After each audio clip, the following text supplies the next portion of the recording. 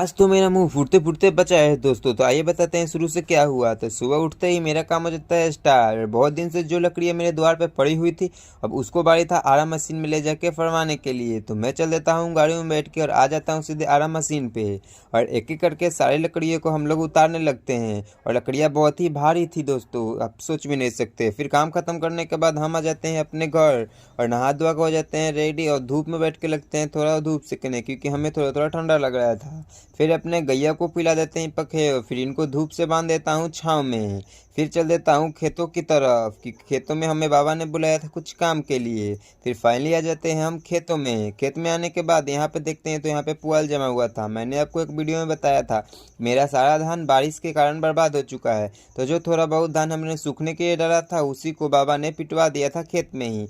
और धान के भूसी को एक जगह करके मैं आ जाता हूँ अपने दूसरे खेत में और यहाँ आके देखता हूँ तो मेरा धान फिर से जम चुका था। फिर धान के पुआल को एक जगह करने के बाद मैं चल देता हूँ ओवर ब्रिज पे घूमने। उसके बाद यहाँ आके करता हूँ इसकी चढ़ाई और इसकी चढ़ाई छोटे पहाड़ से कम नहीं थी। देन ऊपर आके देखता हूँ तो यहाँ पे कुछ लोगों ने अपने अपने धान पसारा हुआ था। ऊपर आने के बाद यहाँ से खेतों का नज़ारा कुछ ऐसा दिख रहा था। और यहाँ फिर कुछ देर घूमकर मस्ती करने के बाद मैं चल देता हूँ घर और यहाँ से उतरने वक्त तो मेरा मुंह अभी फूटते फूटते ही बचा है। फिर उसके बाद मैं जाता हूँ घर और व्लॉग होता है ख़त्म। धन्यवाद।